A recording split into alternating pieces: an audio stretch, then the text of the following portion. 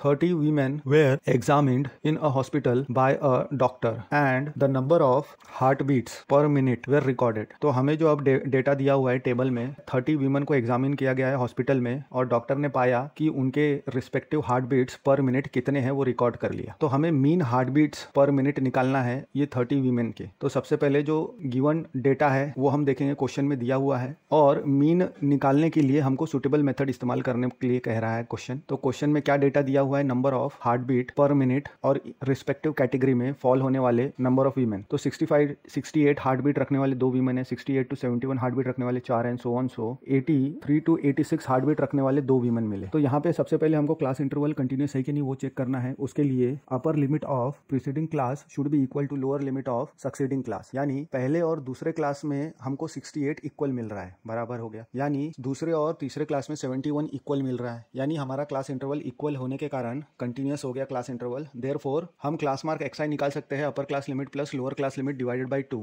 तो class mark xi निकाल के हम अपने टेबल में वैल्यू पुट कर देंगे हर एक क्लास इंटरवल के लिए। फिर डेविएशन हम अज्यूम करेंगे, a की वैल्यू अज्यूम करेंगे, वो वाला xi, वो वाला क्लास मार्क जो अगर odd number of class interval है तो बीच वाला xi अज्यूम करेंगे, अगर even number of class mark है तो डिवाइड बाय 2 वो वाला क्लास मार्क हम अज्यूम करेंगे या उसके नेक्स्ट वाला इवन नंबर के लिए। लेकिन odd number of class mark रहेगा तो सीधा सेंटर वाला xi हमको लेना है एज a। अब deviation di is equal to xi minus a लेंगे and ui is equal to xi minus a upon h, जहाँ पे h क्या है, is the highest common suitable divisor. तो पहले जो डेटा दिया हुआ है वो हम लिख लेंगे, हमें नंबर ऑफ हार्ट बीट्स दिया हुआ है and respective number of women's falling in the class interval. उसके बाद xi निकालना है, upper limit plus lower limit divide by 2, यानी पहले क्लास इंटरवल के लिए 65 प्लस 68 डिवाइड बाय 2 निकालेंगे तो हमको 66.5 मिलेगा। देन 68 प्लस 71 डिवाइड बाय 2 निकालेंगे तो 69.5 मिलेगा एंड सो ऑन। अब जो है नंबर ऑफ क्लास इंटरवल हम देख सकते हैं कितने हैं, 7 है, यानी odd number of class interval है। तो सीधा सेंटर वाला 75.5 हम a ले लेंगे और माइनस करेंगे xi से, तो di हमको मिल जाएगा -9, -6, -3 रिस्पेक्टिवली।